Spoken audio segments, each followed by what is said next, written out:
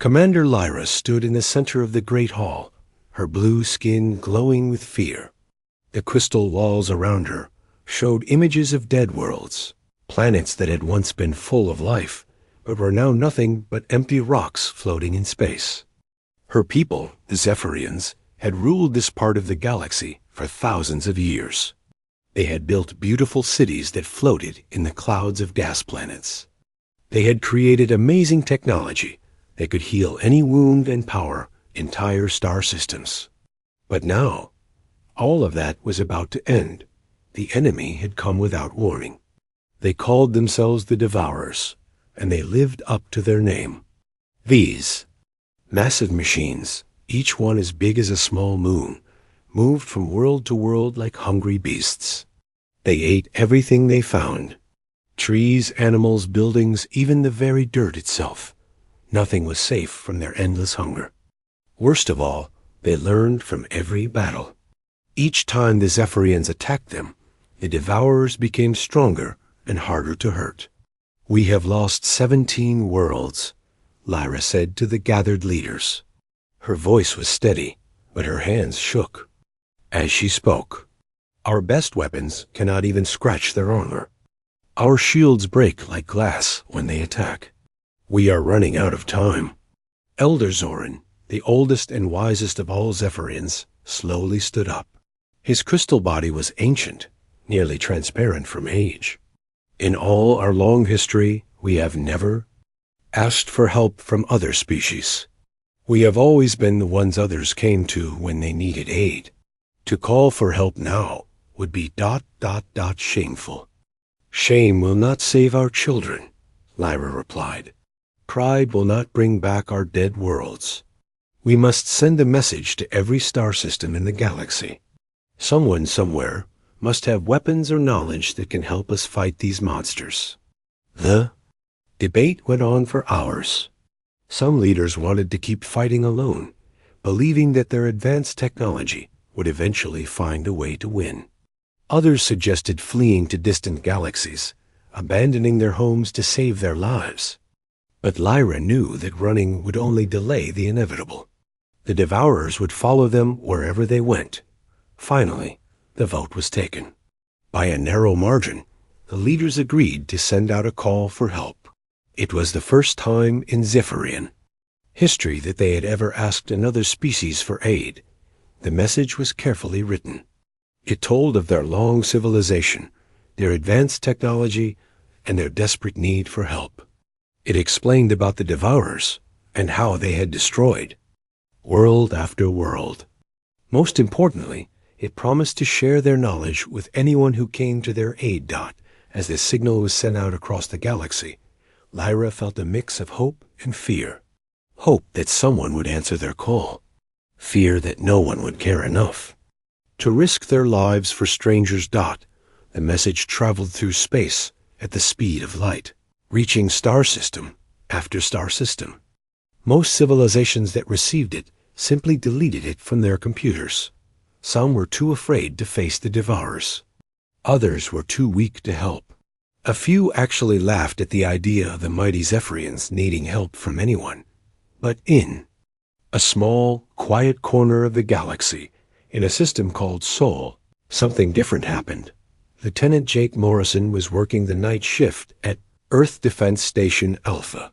It was usually boring work, just watching for asteroids or checking on the deep space probes. But tonight, something unusual appeared on his screen. The computer was trying to translate a message from far away, and it was clearly a distress call. Jake read the message twice, not believing what he was seeing. An entire civilization was begging for help against monsters that ate planets. It sounded like something from a science fiction movie, but the signal was real. "Captain Hayes," Jake called out to his supervisor. "You need to see this right away." Captain Lisa Hayes walked over to Jake's station, expecting to see another false alarm or equipment malfunction. Instead, she found herself reading the most important message in human history. "Are you sure this is real?" she asked, her eyes wide with shock. "The computer confirms it," Jake replied. The signal came from the Kepler system, about 200 light-years away. Whatever sent this message has technology we can barely understand. Lisa grabbed the secure phone and dialed a number that connected directly to the Pentagon. Within minutes, the message was being read by the highest leaders of Earth's government. President William Carter was having dinner with his family when the call came. 20 minutes later, he was in the Situation Room, surrounded by generals, scientists, and advisors. How certain are we that this is genuine?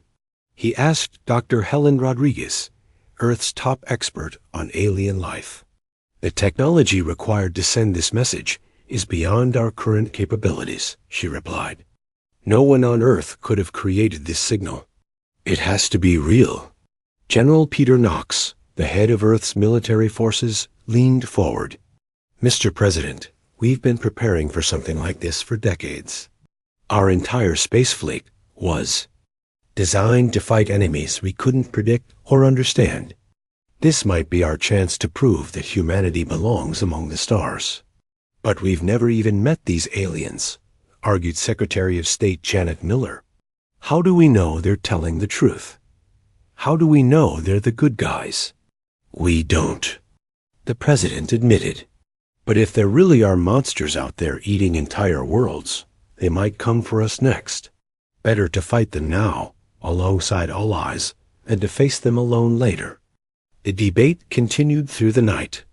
Military leaders argued for immediate action. Scientists wanted more time to study the signal. Politicians worried about the cost and risk of sending Earth's entire space fleet to fight unknown enemies. In the end, the decision was simple. Humanity had always been a species that helped others in need. From the first time one human helped another, to the great wars where nations fought against evil, to the countless times people risked their lives to save strangers. Helping others was part of what made humans human. We're going to answer their call, President Carter announced. Prepare the fleet. We're going to show the galaxy what humanity is made of. As word spread through Earth's military bases and space stations, thousands of men and women volunteered. For the mission, they knew the risks. They knew they might never come home. But they also knew that somewhere in the galaxy, innocent people were dying, and Earth was their only hope. The preparation began immediately. Ships were loaded with weapons and supplies. Crews were briefed on what little was known about the enemy. Families said goodbye to their loved ones, not knowing if they would ever see them again, not in the Kepler system. Commander Lyra waited for an answer to her people's desperate plea. She had no way of knowing that help was already on the way, carried by a species that most of the galaxy had never heard of. The humans were coming. 3 weeks after leaving Earth, the human fleet arrived at the edge of the Kepler system. Admiral Kate Sullivan stood on the bridge of her flagship, the UES Defiance, watching the tactical display with growing concern. The Devourers were even, larger than the alien message had described. Each one was the size of a small moon, their black hulls seeming to swallow light itself. "My God," whispered Navigation Officer Tony Chun as he stared at the sensor readings. "There are dozens of them, and they're all heading toward the inhabited planets." The human fleet was impressive by Earth standards. 12 heavy cruisers, 36 destroyers, and over 200 fighter craft. But compared to the massive Devourers, they looked like toys. The alien machines moved through space with mechanical precision, harvesting asteroids and small moons, converting everything into fuel. For their endless hunger, "Open a channel to the alien fleet," Admiral Sullivan ordered. She had studied the translation files during the long journey from Earth, learning as much as she could about the Zephyrians and their language. The main screen flickered to life, showing the face of Commander Lyra.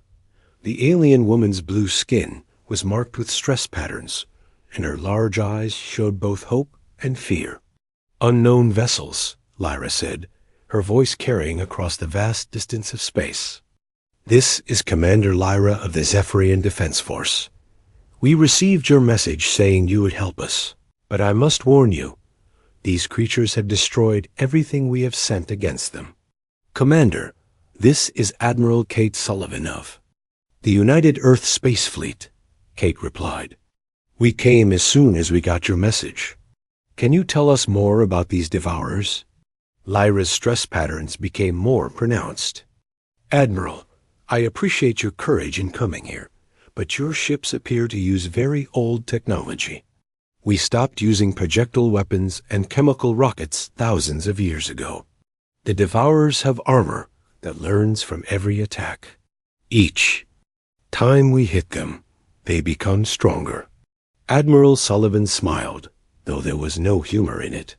Commander, that's exactly what we're counting on. Please stand by and observe our attack. The human fleet moved into formation, approaching the devourers in a pattern that seemed reckless to the watching Zephyrians. The alien machines detected the new arrivals and began turning toward them, their massive forms moving with terrifying grace. All ships, this is Admiral Sullivan, she broadcast to the entire fleet. Remember the plan. These things learn from whatever we hit them with. So we're going to hit them with everything we have, all at the same time.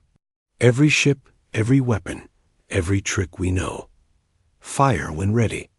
The first attack was unlike anything the galaxy had ever seen. The human ships opened fire with every weapon they possessed. Railguns fired metal slugs at nearly the speed of light. Nuclear missiles streaked through space, their warheads designed to create massive explosions. Particle beam cannons sent streams of deadly energy racing toward their targets. The Devourer's adaptive armor began working immediately, analyzing each type of weapon and adjusting to defend against it. But the humans weren't finished. As the first wave of attacks hit, a second wave was already on its way.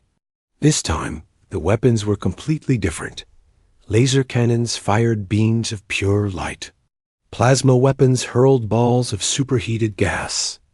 Kinetic kill vehicles, simple chunks of metal moving at incredible speed, slammed into the Devourer hulls like hammers.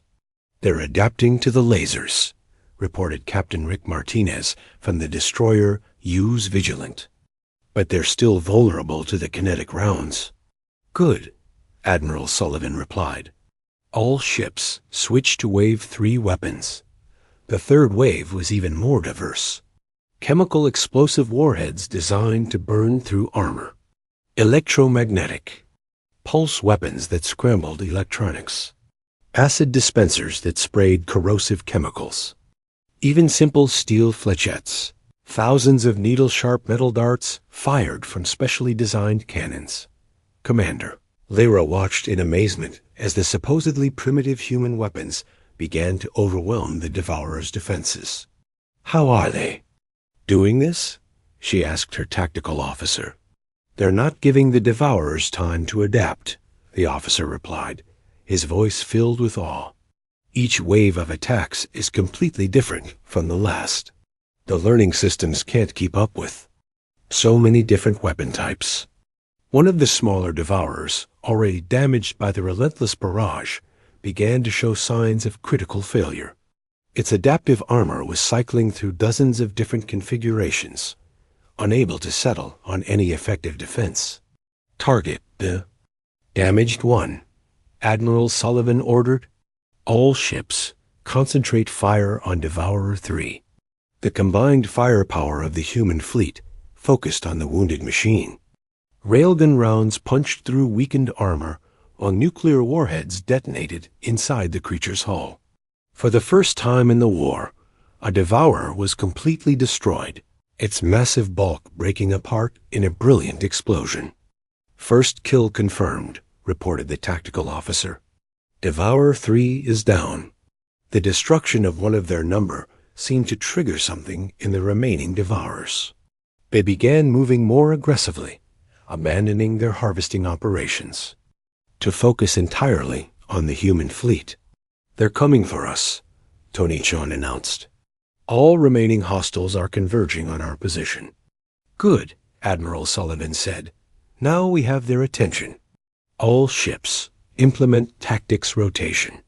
Every 60 seconds, I want you to switch to a completely different weapon system. What followed was the strangest space battle in galactic history. The human ships fought like nothing the Devourers had ever encountered. One minute they were firing kinetic weapons, the next they were using energy beams. Chemical explosives gave way to electromagnetic pulses, which were followed by streams of molten metal. The Devourers' adaptive systems, designed to counter consistent threats, found themselves facing chaos. Every time they began to adapt to one type of weapon, the humans switched to something else entirely.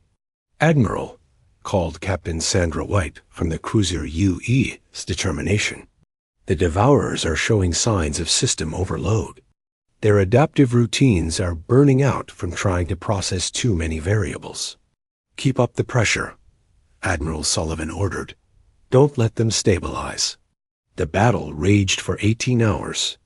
The human fleet fought with desperate courage, knowing that the fate of an entire civilization depended on their success. They lost 7 ships to the Devourers' return fire, but they destroyed 4 of the massive machines and severely damaged several others. As the surviving Devourers began to retreat deeper into the system, Commander Lyra opened a channel to the yell. "Human fleet." "Admiral Sullivan," she said, her voice filled with wonder. "In 3,000 years of Zephyrian history, no one has ever made the Devourers retreat. Your tactics are ... extraordinary." "This is just the beginning, Commander," Admiral Sullivan replied. "We've proven these things can be beaten. Now we need to work together to finish the job." The human victory had done more than just save a few Zephyrian worlds.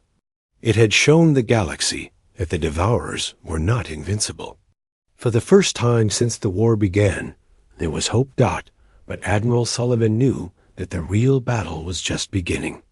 The Devourers would learn from this encounter, just as they learned from everything else. The next fight would be even harder. "All ships, begin damage assessment," she ordered. "And get me a secure channel to the Zephyrian command. We need to plan our next move." As the human fleet regrouped and began repairs, word of their victory spread through the Zephyrian fleet.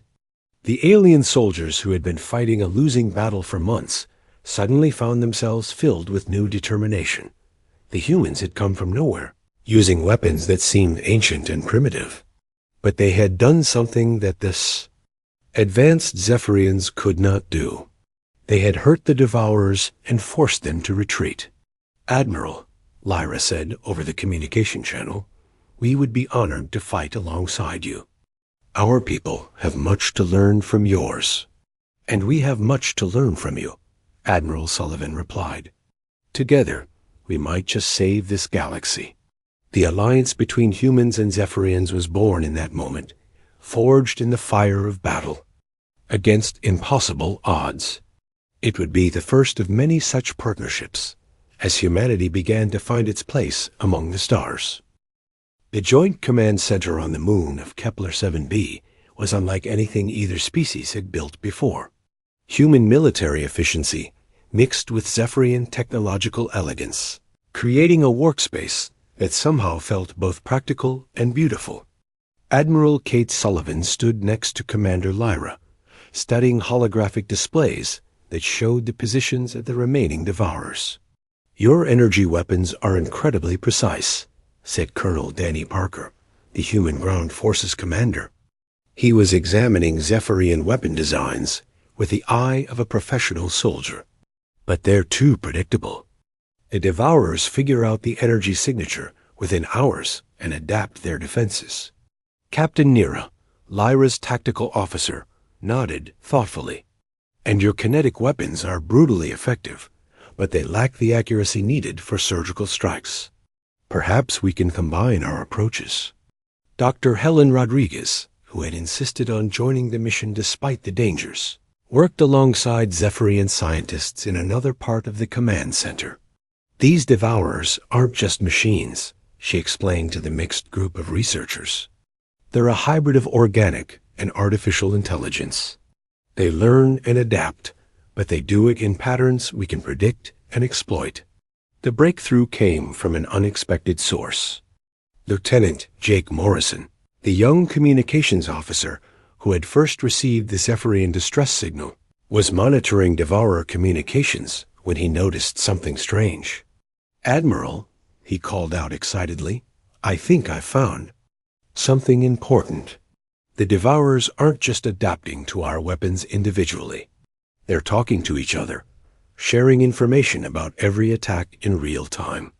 Admiral Sullivan walked over to Jake's station. "Can we disrupt their communications?" Jake grinned. "Better than that. I think we can lie to them." The plan that emerged was audacious even by human standards. Instead of simply fighting the Devourers, they would trick them into adapting to threats that didn't exist, leaving them vulnerable to attacks they couldn't see coming. "It's psychological warfare," explained Dr. Rodriguez to the assembled officers. "We make them think they're under attack by weapons we're not actually using, while they're busy defending against imaginary threats. We hit them with the real ones." Commander Lyra studied the plan with fascination. "Your species has a very devious way of thinking. I approve." The operation began at dawn. Commander Lyra led the first phase, using precise Zephyrian energy weapons to create fake attack signatures. The weapons were carefully calibrated to create the appearance of plasma cannons and particle beams that didn't actually exist. "Phase 1 complete," Lyra reported. "The Devourers are detecting our false signatures and beginning to adapt their defenses." "Excellent," Admiral Sullivan replied. "Phase 2 go."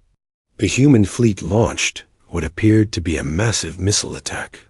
Hundreds of warheads streaked toward the Devourers, but these weren't ordinary weapons. Instead of explosives, they carried metallic chaff and electronic decoys designed to confuse enemy sensors. "They're adapting to defend against explosive impacts," reported Captain Rick Martinez from the destroyer Hughes Vigilant. "But there aren't any explosives coming." "Perfect," Admiral Sullivan said. "They're wasting their defensive systems on attacks that don't exist. All ships, prepare for Operation Sucker Punch." The real attack came from directions the Devourers never expected.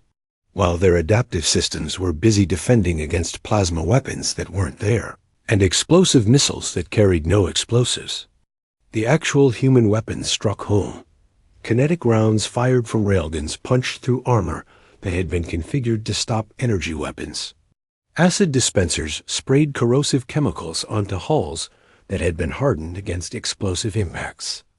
Electromagnetic pulse weapons scrambled electronics that had been shielded against particle beams. "It's working," shouted Captain Sandra White from the cruiser UES Determination. "Their adaptive systems are completely confused. They can't defend against attacks they weren't prepared for." The largest Devourer, a massive creature that had been consuming Zephyrian worlds for months, found itself under attack from weapons its systems couldn't counter. Its adaptive armor was cycling frantically between different configurations, unable to settle on an effective defense. "That's our target," Admiral Sullivan announced. "All ships concentrate fire on the big one." But the attack on the primary Devourer was only part of the plan. While the space battle raged above, human Marines prepared for the most dangerous part of the mission. "This is insane," muttered Sergeant Amy Thompson as she checked her equipment one final time. "We're going to board that thing? The mission is to plant charges at the Central Processing Core," Colonel Parker explained to his troops. "Intelligence suggests that destroying the main brain will shut down the creature's adaptive systems." The boarding pods were launched from the heavy cruiser UES Defiance, small armored capsules designed to punch through enemy hulls. The pods struck the Devourer's surface like bullets, drilling deep into the creature's body before releasing their human cargo. "Breach successful," reported Colonel Parker over the radio. "We're inside the target, the interior of the Devourer." was a nightmare of organic and mechanical components. Pulsing tubes carried unknown fluids through corridors that seemed to breathe. Mechanical appendages moved with purpose, maintaining systems that no human could understand. "This place gives me the creeps," said Private Mike Johnson, his voice muffled by his helmet. "It's like we're inside a living creature." "Stay focused," Colonel Parker ordered. "We need to reach the central core before the creature's internal. If fences figure out we're here..." The journey through the Devourer's body was like nothing in human military history. The creature's internal defenses were a mixture of mechanical systems and organic entities that existed solely to protect the core. Some looked like metallic spiders, others like living tumors with teeth. "Contact front," called out Sergeant Thompson. As a group of defender entities rounded a corner, multiple hostiles, unknown configuration. The firefight that followed was brutal in close quarters. Human weapons, designed for fighting other humans, proved surprisingly effective against the Devourer's internal defenses. The entities were tough, but they had been designed to fight other machines, not adaptable human soldiers. "Core chamber ahead," reported the point man. "I can see the central processing unit." The central core of the Devourer was a massive crystalline structure, pulsing with energy and surrounded by organic neural networks. It was beautiful and terrifying at the same time. Clearly the brain of the entire creature. "Plant the charges," Colonel Parker ordered. "We need to get out of here before this thing realizes what we're doing." The human Marines worked quickly, placing explosive charges at key points around the core. The charges were special, designed to create a feedback loop that would overload the creature's entire nervous system. "Charges set," reported the demolitions expert. 30 seconds to detonation. The retreat through the Devourer's body was a running battle. The creature's internal defenses had finally realized what was happening and were converging on the human position. But the Marines had trained for exactly this kind of situation. "Move, move, move," Colonel Parker shouted as his troops fought their way back to the extraction point. The explosion, when it came, could be seen from orbit. The central core of the massive Devourer erupted in a brilliant flash of light, sending shockwaves through the creature's entire body.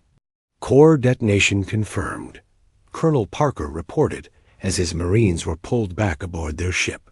"The big one is going down." The death of the primary Devourer sent shockwaves through the remaining creatures. Without their central coordinator, their adaptive systems began to malfunction. The careful balance that had made them nearly invincible was destroyed.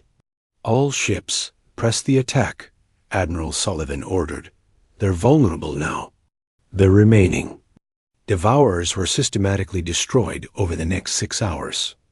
Without their central intelligence, they couldn't adapt to the human attacks.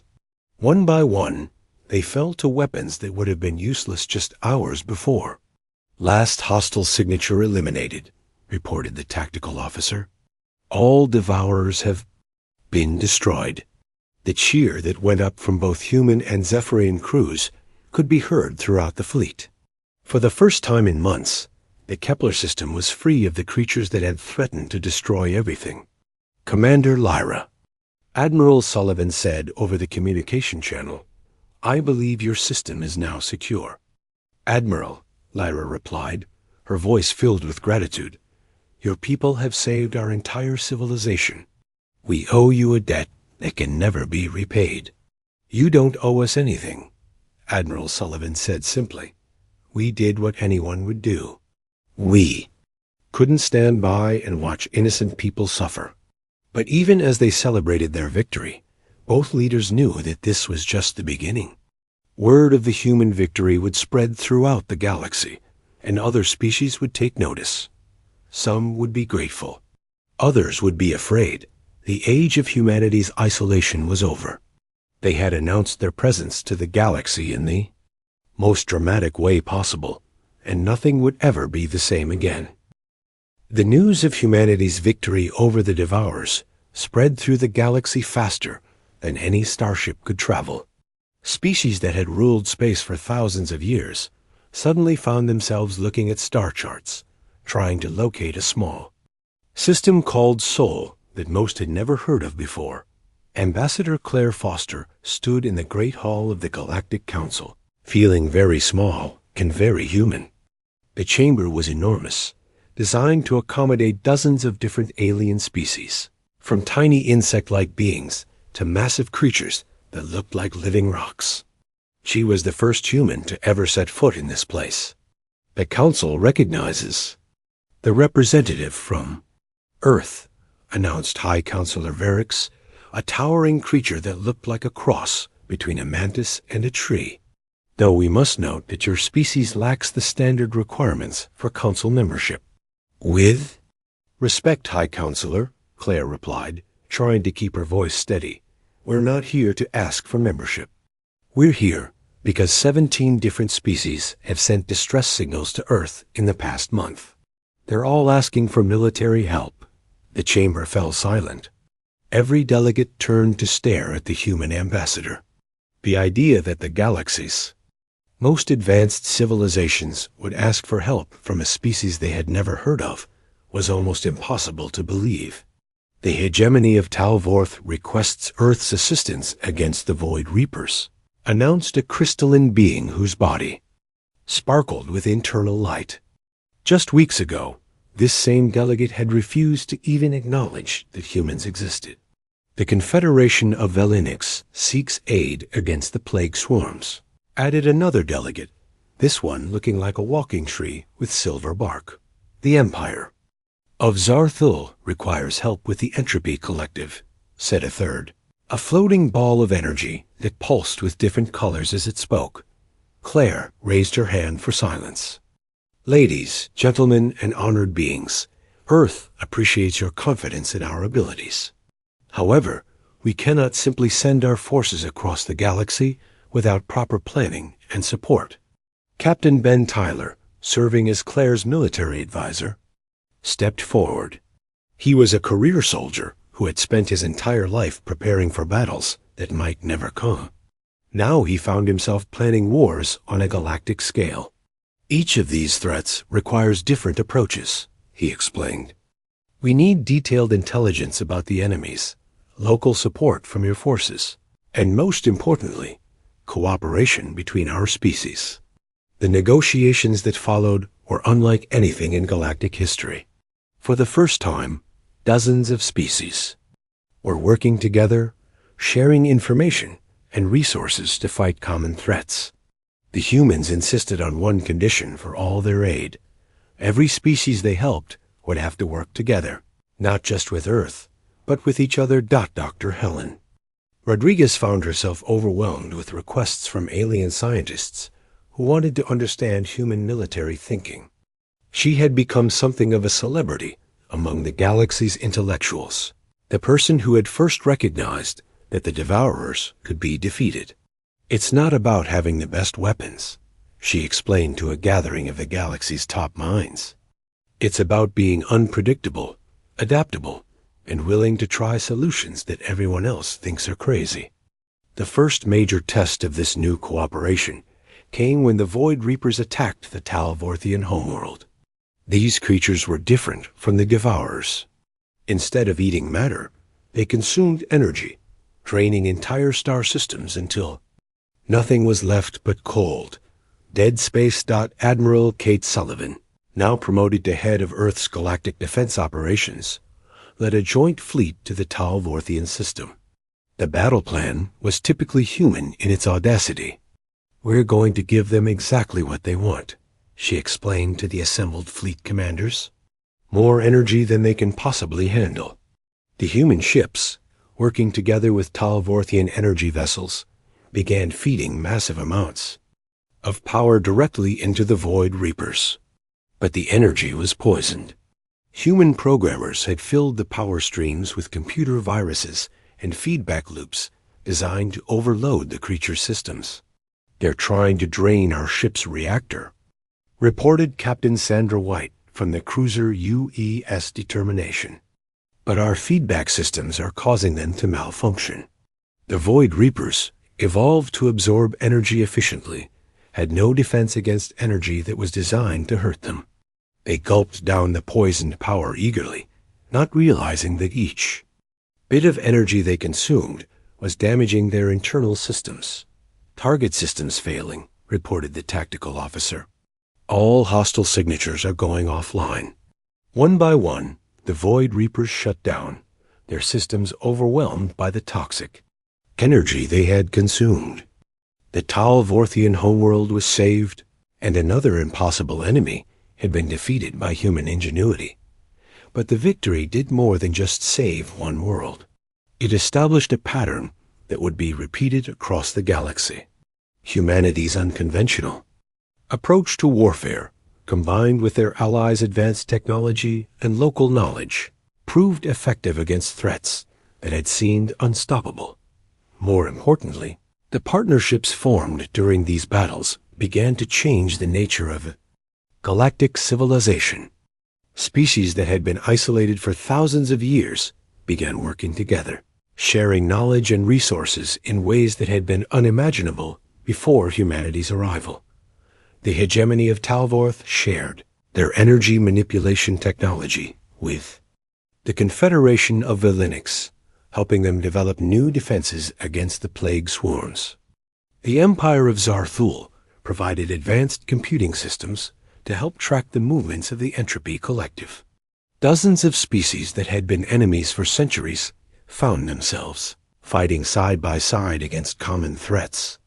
Commander Lyra, now serving as the Zephyrian representative to what had become known as the Terran Defense Initiative, summed up the change during a strategy meeting on the new space station, Unity 1.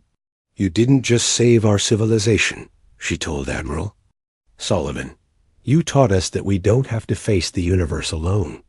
The space station itself was a symbol of this new cooperation. Built using technology from a dozen different species, it served as headquarters for the growing alliance. Human engineers worked alongside Zephyrian scientists. Talvorthian energy specialists collaborated with Valinix's biological experts. But not everyone in the galaxy was happy with these changes. The older, more established civilizations watched with growing concern as humanity's influence spread. Some began to wonder if the humans were becoming too powerful, too important to galactic stability. "These humans appeared from nowhere," complained High Counselor Varix during a closed session of the Galactic Council. "Now they're dictating policy to species that have ruled space for millennia." "They're not dictating anything," replied the Zephyrian representative. "They're offering help to those who need it. The only requirement is that we work together." "And that's exactly the problem," Varix continued. "They're forcing cooperation on species that have been independent for thousands of years. What happens when they decide they don't need us anymore?"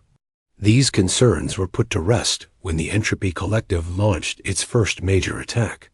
This enemy was different from anything the galaxy had faced before. Instead of being a single threat, it was a distributed intelligence that could coordinate attacks across dozens of star systems simultaneously. "Intelligence reports indicate the collective has been studying our tactics," reported Colonel Danny Parker, now serving as the Alliance's security chief. "They know how we fight, how we think, how we make decisions." The collective's attack was perfectly coordinated. 12 different star systems came under assault at exactly the same time, with each attack perfectly tailored to exploit the specific weaknesses of the defending species. It was the most sophisticated military operation in galactic history. "They're not just fighting us," Admiral Sullivan realized as she studied the tactical reports. "They're trying to prove that our cooperation is a weakness. They want us to lose faith in each other." The battles that followed tested the alliance to its limits. Some species began to question whether working with humans was worth the risk. Others suggested that perhaps they should surrender to the collective, rather than continue fighting. But humanity's response was typically unexpected. Instead of trying to coordinate a galaxy-wide defense, they suggested the exact opposite. "We're going to stop coordinating entirely," Admiral Sullivan announced to the shocked Alliance leaders. "Every ship, every unit, every person is going to act completely independently. No communication, no planning, no predictable patterns." It was the most radical military strategy in galactic history. The Alliance forces that fought the Collective in what became known as the Battle of Scattered Stars operated like no military had ever operated before. Human ships used suicide attacks, while Zephyrian vessels employed sniper tactics. Talvorthian forces overloaded their own systems to create electromagnetic pulses, while other species used strategies that seemed to contradict everything they had learned about warfare. "The Collective can't adapt," reported Lieutenant Jake Morrison from his communication ship. "Every time they try to counter one tactic, 5 other species are doing something completely different." The battle lasted for days, with individual commanders making decisions based on instinct rather than training. The Collective's sophisticated systems, designed to predict coordinated responses, found themselves. 5 years had passed since the first Devourer attack, and the galaxy was no longer the same place. Admiral Kate Sullivan stood on the observation deck of Unity 1, watching ships from 40 different species conducting joint training exercises. The massive space station had grown into a small city, with entire sections devoted to different alien cultures and technologies. "It's amazing how much has changed," said Dr. Helen Rodriguez, now serving as the Alliance's chief scientific advisor. She was watching a group of human engineers working alongside Zephyrian scientists to test a new type of shield technology. 5 years ago, most of these species had never even spoken to each other. The Terran Defense Initiative had grown far beyond anything its founders had imagined. What had started as a desperate alliance against the Devourers had become a comprehensive defense network spanning hundreds of star systems. New technologies were being developed that combined the best ideas from dozens of different civilizations, but success had brought new challenges. The Alliance's victories had not gone unnoticed by the galaxy's darker forces. Ancient enemies, long thought defeated, began to stir in the deepest reaches of space. "Intelligence reports are coming in from the outer rim," reported Colonel Danny Parker during the weekly briefing. He was now in charge of Alliance security, responsible for protecting an organization that spanned half the galaxy. "Something called the Shadow Fleet has been attacking isolated systems." The Shadow Fleet was unlike any enemy the Alliance had faced before. Their ships seemed to be made of living darkness, able to appear and disappear without warning. They attacked without communication, without demands, and without mercy. "They're not trying to conquer or harvest," explained Captain Ben Tyler, studying the latest reports. "They're just destroying everything they find. Entire colonies have been wiped out without any apparent reason." Admiral Sullivan reviewed the tactical data with growing concern. The Shadow Fleet's attacks followed no pattern that human or alien minds could understand. They struck at random locations, destroyed everything they found, and vanished before any defense could be mounted. "We need more information," she decided. "Send scout ships to the affected systems, but keep them stealthed and at maximum distance. We don't want to lose any more people than we have to." The scout reports that came back painted a terrifying picture. The Shadow Fleet's ships were massive, larger even than the Devourers had been. But unlike the mechanical precision of previous enemies, these ships moved like living creatures, flowing through space in patterns that defied understanding. "They're not using any technology we recognize," reported Lieutenant Jake Morrison, now the Alliance's chief communications officer. "No energy signatures, no drive emissions, nothing. It's like they're made of space itself." The first direct encounter with the Shadow Fleet came when they attacked the mining colony of New Terra. The colony's defenders, a mixed force of humans and Talvorthians, tried everything in their arsenal. Energy weapons, kinetic rounds, even nuclear missiles, all passed through the shadow ships as if they weren't there. "Our weapons aren't working," reported the colony commander before the transmission cut off. "It's like we're fighting ghosts." The loss of New Terra sent shockwaves through the Alliance. For the first time since the Devourer War, they faced an enemy that seemed truly invincible. "We need a new approach," Admiral Sullivan announced to the Emergency Council session. "Everything we've learned about fighting galactic threats doesn't apply here." It was Commander Lyra who suggested the solution. The Zephyrian leader had been studying the Shadow Fleet's attack patterns, looking for something that human tactical thinking might have missed. "They're not random," she announced to the assembled leaders. "The attacks follow an ancient pattern, one that my people encountered thousands of years ago." Lyra explained that the Shadow Fleet was not a new enemy, but an old one. They were refugees from a dying universe, beings of pure energy who had lost their physical forms eons ago. They attacked not out of malice, but out of hunger for the life force that sustained all living creatures. "They're starving," she continued. "In their universe, there's nothing left to feed on. They came here looking for sustenance, but they don't understand that they're killing the very thing they need to survive." Dr. Rodriguez worked with Zephyrian historians to piece together the full story. The Shadow Fleet had appeared once before, during the early days of Zephyrian civilization. They had been defeated not through warfare, but through communication and understanding. "We need to talk to them," she explained to the skeptical military leaders. "They're not evil, just desperate.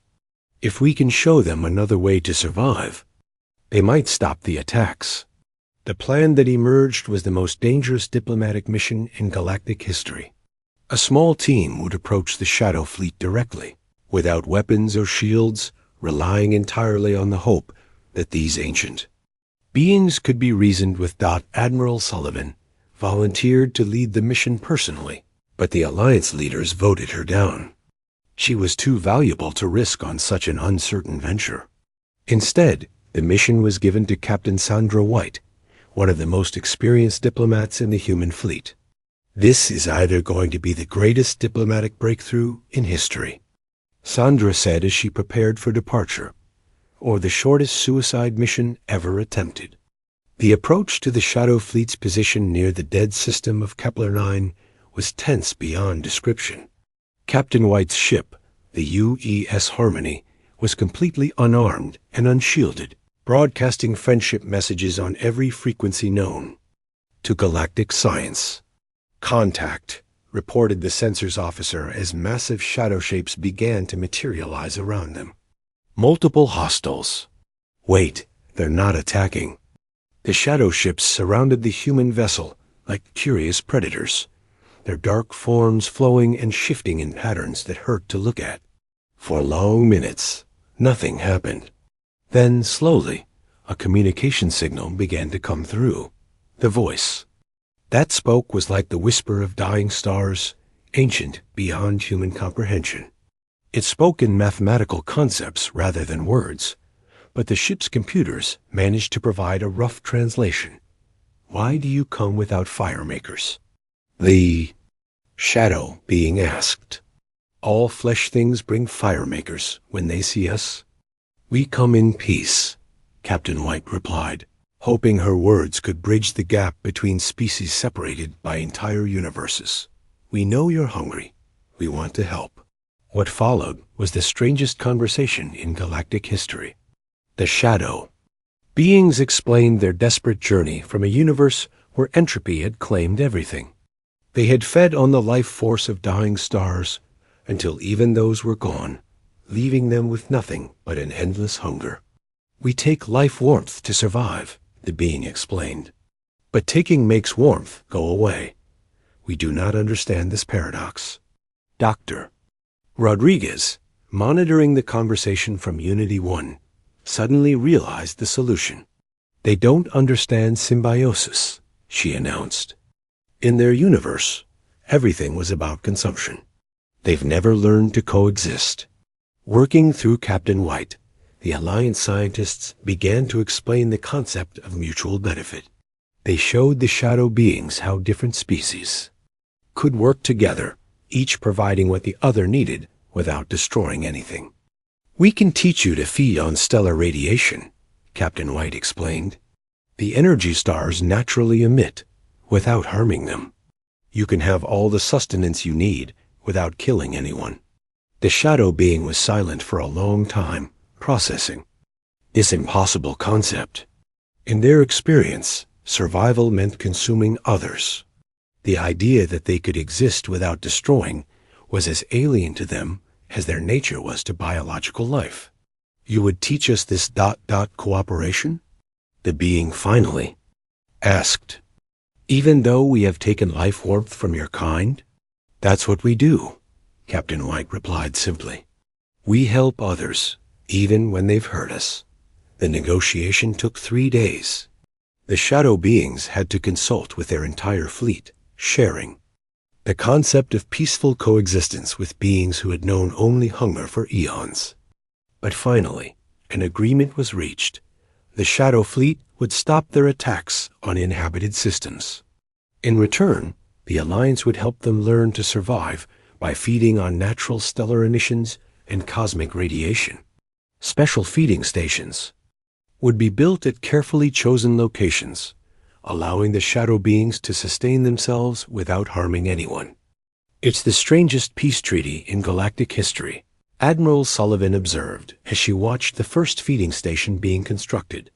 "We're literally teaching them how not to eat us." But the success with the shadow fleet did more than just end another threat. It established humanity's role in the galaxy as something unique. Other species fought wars or built empires. Humans seemed to specialize in solving impossible problems through understanding and cooperation. The Galactic Council, which had once questioned humanity's place among civilized species, now found itself regularly asking for human mediators when disputes arose. Ambassador Claire Foster, who had once stood alone in the Great Chamber, now led a diplomatic corps that included representatives from dozens of species. "We've become the galaxy's counselors," she observed during a meeting with President Carter, who was visiting Unity 1 for the annual Alliance Summit. "Everyone comes to us when they have problems they can't solve. Is that a bad thing?"